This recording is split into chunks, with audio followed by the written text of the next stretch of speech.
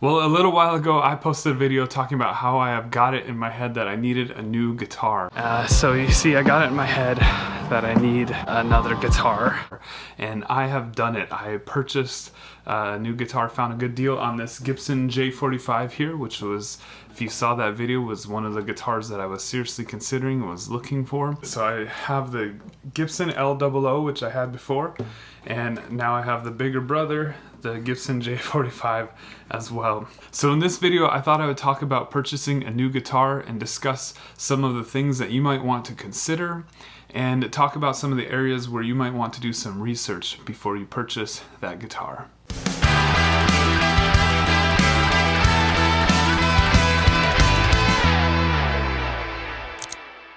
Well, every now and then in a guitar player's life, whether you're just starting out or whether you've been playing for a long time, comes a special day when you get to buy a new guitar. But what kind of guitar should you purchase? There are so many to choose from. How do you know where to begin? Well, I'm going to talk about some of the basic things that you should consider when you're buying a guitar. And I'm going to put the things that you should consider into three basic categories. And those are the style or the body shape of the guitar. Second, the quality of the materials used, the wood, the saddle, the nut, the bridge pins. And the third thing would be preference things that you might like in a guitar. So let's talk about that. One of the first things I think you should consider is the style of the guitar that you're looking for. Guitars come in all different kinds of shapes, but these shapes can be categorized into some larger groups. And so again, I think you can think of guitar shapes in three different groups. First, you have the jumbo size, which is the largest guitar size. These are big body guitars. They have a boomy full sound. The next size down from that is called the dreadnought, and this is your most common size. This Gibson J45 is a dreadnought. It's kind of the size that you think of when you just think of an acoustic guitar. And then beyond that, you have these smaller body guitars, like my Gibson LOO, and I would call this like a parlor size guitar. Now, there are lots of different guitars in the parlor category. This is an LOO. Martin has their O series and also the OM, which is just a little bit larger. So they do come in some different sizes, but I guess for these purposes, I'm just thinking of it as smaller guitars that are smaller than a dreadnought, kind of a parlor size guitar. They're a little bit brighter, and they're nice and small body. They sit really nice in your lap. They're just kind of fun to play that way, and you could probably just keep them sitting around your parlor, pick it up and play it. So you can think about what size of guitar you need. Do you need a big boomy sound like a jumbo? Do you want that standard all around dreadnought sound? It's got some bass, it's got some high end. Or do you need something that's a little bit smaller? You can just sort of cradle in your lap and do some finger picking, that sort of thing. Then maybe look at the smaller bodied guitars. And like I said, do some research, because there are all sorts of variations on these broad categories that I'm giving you. Some guitars have a cutaway, like this one here, so that you can reach the higher frets a little bit easier. Some dreadnoughts, they talk about a slope shoulder or a square shoulder. J45 is a slope shoulder. The square shoulders are just a little bit bulkier here on this end of the guitar. So there are all kinds of variations, and you get into different brands of guitars, they all have their variations. But those three categories have been helpful for me to think about what kind of family of guitars am I going for. So the second thing that you want to think about is the quality of materials used in your guitar, and the first quality material to look for is the wood. Makes sense, right? Guitars are made of wood, and you want to look at the wood on the top of the guitar, the sides, and the back. Entry-level guitars or lower priced guitars are going to be made of a laminate wood, which means that it's not solid wood, it's made with laminate. This guitar I have over here is a laminate wood guitar, and one of the easiest ways to tell if a guitar is solid or laminate, I think, is to look in the sound hole and look on the edge of the wood here, and you can kind of see if it is layers or if it's solid. And if it's layers, it'd be laminated layers of wood, kind of like how plywood is made, but that's not really the best way to explain it, because I'm sure it's put together a little bit better than plywood. But the lower end guitars are going to be made with laminate wood on the top, back, and sides. And then as you step up in quality from there, they'll put solid wood on the top because that's your main soundboard. Your main resonator is the top of the guitar. And so they'll put solid wood there, but then save some money by putting laminate wood on the back and sides. So those are kind of some categories to look at. Is what is the wood on your guitar? Is it all solid, or is it laminate, or a mix of the two? The higher quality guitars are going to be all solid. And when you're looking at the specs of a guitar, sometimes it will say something like the top is select spruce. The select usually means that it's laminate, in my understanding. I think that's correct. But if it's solid wood, it will say solid wood, or you'll want to make sure of that if that's what you're looking for.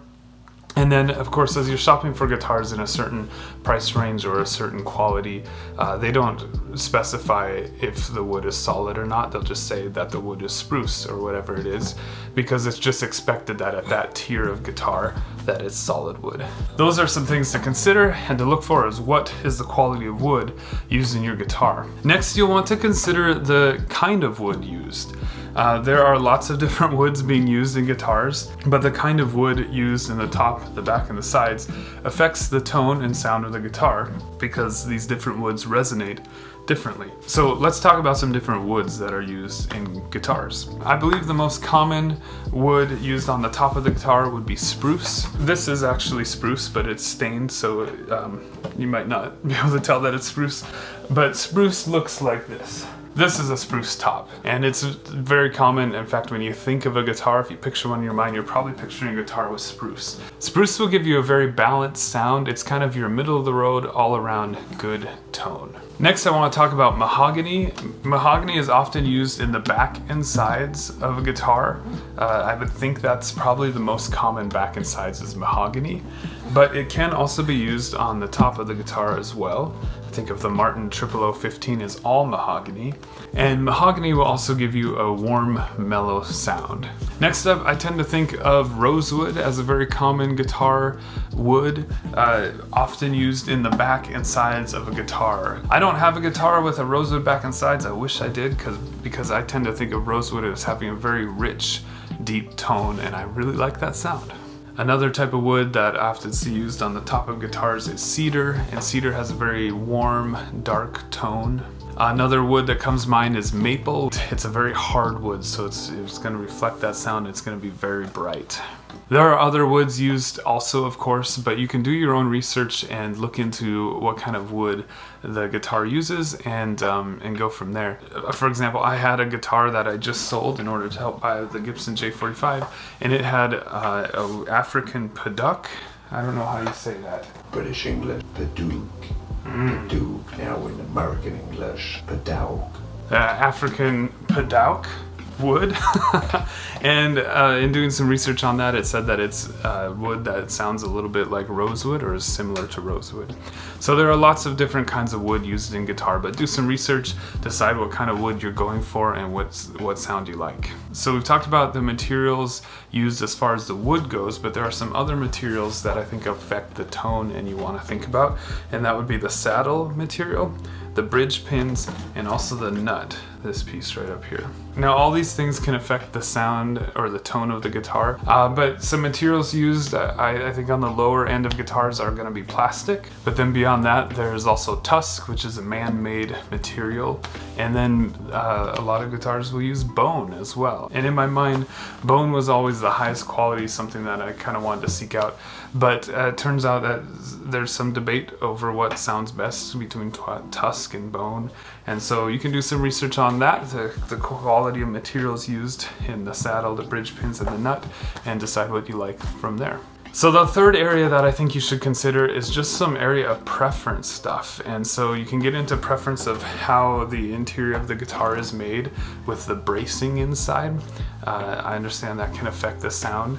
Necks can have different widths as far as the width this direction, and they can have a different radius as far as how thick the neck is to hold on to.